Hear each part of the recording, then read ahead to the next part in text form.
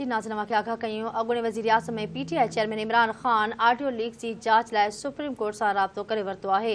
अवां खे आगाह कयूं पिया इमरान ख़ान पारां सुप्रीम कोर्ट खे ऑडियो लीक जी जांच लाइ जुडिशियल कमीशन या GIT जोड़ण जी दरख़्वास्त कई वई आहे। अवां खे आगाह कयूं इमरान ख़ान पंहिंजी दरख़्वास्त में चयो आहे त वज़ीर आज़म हाउस ऐं ऑफिस जी निगरानी ऐं ऑडियो लीक्स खे गैर क़ानूनी करार ॾिनो वञे।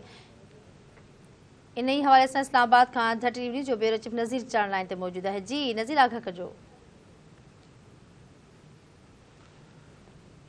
ऑडियो लीक्स वारो मामलो हली रहियो इन मामले ते अॼु सुप्रीम कोर्ट में आइनी दरख़्वास्त दाख़िल कराए छॾी आहे ऐं इमरान ख़ान तरफ़ां जेकी सुप्रीम कोर्ट में आइनी दरख़्वास्त दाख़िल कई आहे ऑडियो लीक्स वारे मामले में उन में मौक़िफ़ इख्तियार कयो आहे त जेको आहे सो आइन ऐं कानून मूजिबि जेको आहे सो वज़ीर आज़म हाउस जी निगरानी नथी करे सघिजे ऐं वज़ीर आज़म हाउस मां जेको रिकॉर्ड या डेटा चोरी कई वञे थी या जेको ऑडियो लीक्स कई वञनि थियूं इहो जेको आहे सो कानून ऐं आइन जे ख़िलाफ़ वर्ज़ी आहे।